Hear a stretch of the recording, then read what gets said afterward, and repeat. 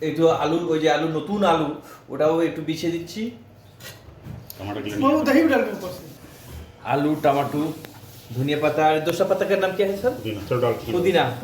ওইটা দিয়ে দিয়েছি। এবার ওর উপরে আবার চিকেন বিছিয়ে দিচ্ছি। আবার আজকে good morning, welcome back to my channel. আমার চ্যানেলে সবাইকে স্বাগত। আজকে চিকেন বিরিয়ানি হবে। তো চিকেনটাকে সুন্দরভাবে ধুয়ে নিয়েছি, ওর চামড়াগুলো খুলে এদিকে ফেলে দিয়েছি, আর চিকেনটা কেটেছি এখানটাতে ধোয়া হয়ে গেছে। এখানে পেঁয়াজ কাটা হয়ে গেছে, এখানে মশলা ডাস্ট করা হয়ে গেছে। এবার আলু দেখাচ্ছি, নতুন আলু।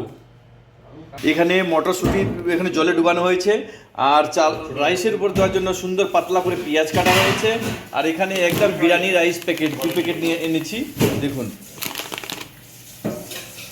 একদম লম্বা রাইস, একদম লম্বা রাইস। এটা বিরিয়ানি হবে আজকে। এখানে জলের মধ্যে প্রেশার কুকারের মধ্যে চিকেনগুলো সিদ্ধ হওয়ার জন্য সব দিয়ে দিলাম। নির্দিষ্ট পরিমাণে লবণ দিয়ে দিচ্ছি এখানটাতে, তাহলে চিকেনটা তাড়াতাড়ি সিদ্ধ হবে। তারপরে ওভেনটা গ্যাসটা চালিয়ে দিলাম, এখানে কিছুক্ষণ এটা সিদ্ধ হোক। এধারে বিরিয়ানি বানানোর জন্য আরও কিছু তৈরি হচ্ছে, সঙ্গে থাকছে কি করছে, এই আলু সিদ্ধ করে নিচ্ছি আগে। ये अनार देखो, हमारा गांव का अनार एकदम वाइट वाइट, गांव में रेड कलर एकदम ब्लड जैसे रहता है। দেখতে পাচ্ছেন এইদিকে মাংস সিদ্ধ হচ্ছে।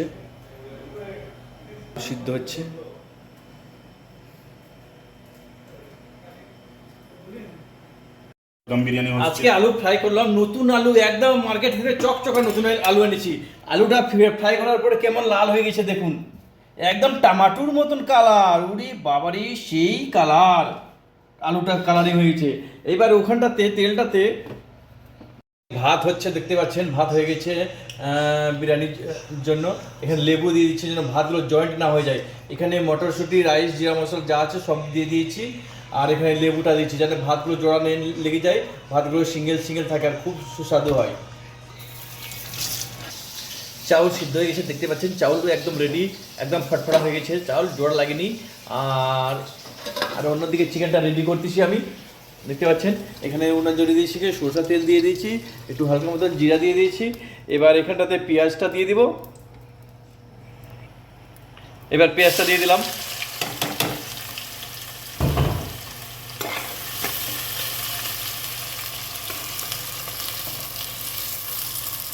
পেঁয়াজটা একদম ধীরে ধীরে লাল হচ্ছে, দেখতে পাচ্ছেন আপনারা। যেটা ভাতের মধ্যে যেটা একটু জল থাকে যায়, ওই ভাতের ফেনাটা বের করতেছি। চিকেনের জন্য টমেটো কেটে নিয়েছি। আপনারা জানেন দুবাই যে কোনো সবজি তৈরি করতে গেলে টমেটো দিতেই হবে, টমেটো না দিলে বলে টেস্ট হয় না। চিকেনটা সিদ্ধ করে পাতিলে প্রেসার কুকারের মধ্যে ঢুকানো আছে। এটা লাল হয়ে গেছে, এখানে টমেটোগুলো দিয়ে দিলাম। এখন যত টমেটো আছে সবগুলো দিয়ে দিলাম। এবার সুন্দর করে এটাকে মিক্স করে দিতে হবে। আর এইদিকে দেখুন রাইসের ফ্রাইয়ের জন্য আলাদা পেঁয়াজ ভাজা করে নিয়েছি আগেই, লম্বা লম্বা করে সুন্দর করে চালের উপর দেবো বলে। এবার এখানটাতে মশলা দেব। এই মশলাটাতে সব কিছু মশলা আছে, গোড়া মশলা, জিরা, পাঁচফোড়ন, গোলমরিচ, যত আছে মশলা, হলুদ সব মিক্স করা আছে এখানটাতে। এবার এখানে একটু নির্দিষ্ট পরিমাণে লবণ দিয়ে দিচ্ছি। এদিকে পুদিনা আনা হয়েছে, ধনিয়া আনা হয়েছে, আর ঘি আনা হয়েছে, দই। এটা রায়তা হবে, এটার রাতের জন্য মেটেরিয়াল তৈরি হচ্ছে। মশলাটা মাঝে মাঝে দেখতে হবে এখানে জোড়া লেগে গেছে না জ্বলে গেছে, সেই জন্য দেখে নাড়িয়ে দেখে নিচ্ছি। যে চিকেন সিদ্ধ করা হচ্ছে পাতিলাটা খোলার পরে এখানে ছেড়ে দিলাম, দেখি সিদ্ধ হয়েছে কি হয়নি। দেখেছি খুব সিদ্ধ হয়েছে। এটাকে একটু সুন্দরভাবে একটু ঠান্ডা জলে ধুয়ে নিচ্ছি।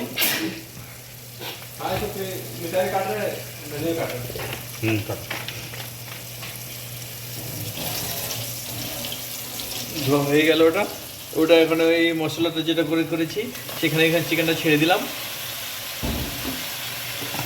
সুন্দর করে মিক্স করে নিয়ে যাবি মশলা দিয়ে।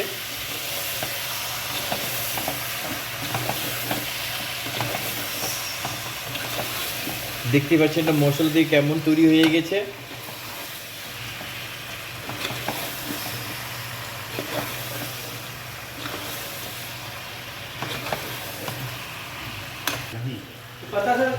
আর একটু ঢেকে দিলাম। এখানে রায়তা বানাচ্ছি, রায়তা এখানে দিয়েছি। এই পাতা का नाम क्या है? धनिया पत्ता और पुदीना पत्ता, जीरा, নুন ওখানেই দিয়ে দিচ্ছি একবারেই।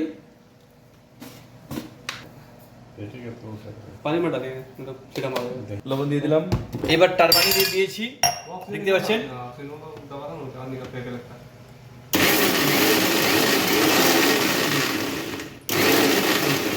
মিক্স করছি। এবার এখানে দই ঢালবো, ওই যে দইটা।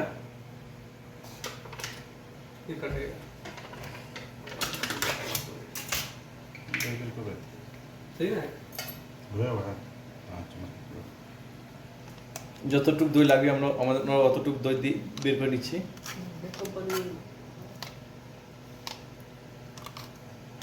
এবার ওটা বন্ধ করে দিলাম আর টারবাইনে ঘুমাচ্ছি।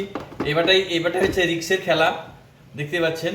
এই যে খেলা হবে ওর, কেন কি অনেক ওটা ছোট হয়ে গেছে, একটা মেটেরিয়াল বেশি বের হতে শুরু করে দিয়েছে, দেখতে পাচ্ছেন আপনারা।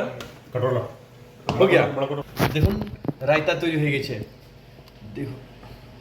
ওটা আরেকবার মিক্স করে নিই ওখানটাতে, একটু কম হয়ে গেছে তো আর একটু দিয়ে ওখানে দইটাকে ইয়ে করে নিই। বা দেখতেই পাচ্ছেন এইখানটাতে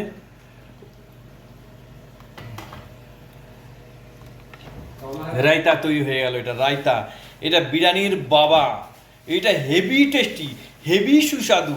একবার খেলে আপনাকে বারবার খেতে ইচ্ছে করবে।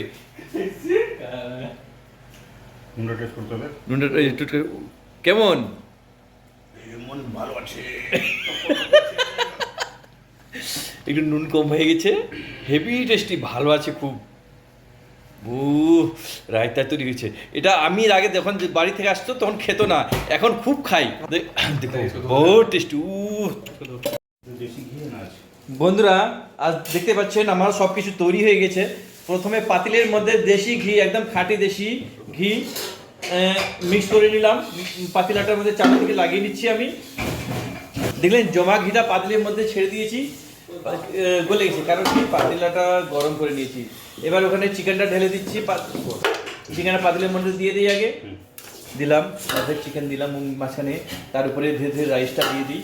আমি দেখতে পাচ্ছেন রাইসটা জোড়া লাগেনি, কেন আমি লেবু দিয়ে দিয়েছিলাম ওখানটাতে। রাইসের সঙ্গে আরেক রাইস বেড়ে যায়নি। রাইসটা কালারিং এর জন্য একটা কালারিং আছে, সেই কালারটা দিয়ে দিচ্ছে, ফুড গ্রেড ওটা।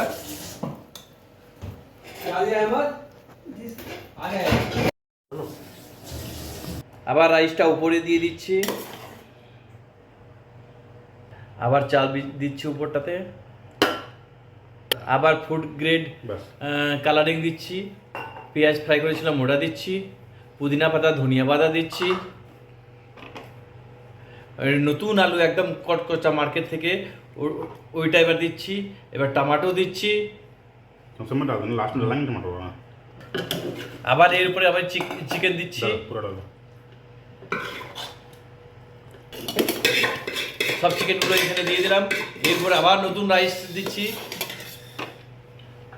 এবারটা পুরোটাই দিয়ে দিব, যত আছে বেঁচে গেছে সব ঢেলে দেবে, চেঁচে বুঝে সব ওখানটাতে দিয়ে দিব। এবারটা দেখতে পাচ্ছেন চাল কিন্তু জোড়া লাগেনি, কিন্তু খুব সুন্দর হয়েছে। এটা হোটেলের বাপও বানাতে পারবে না এরকম।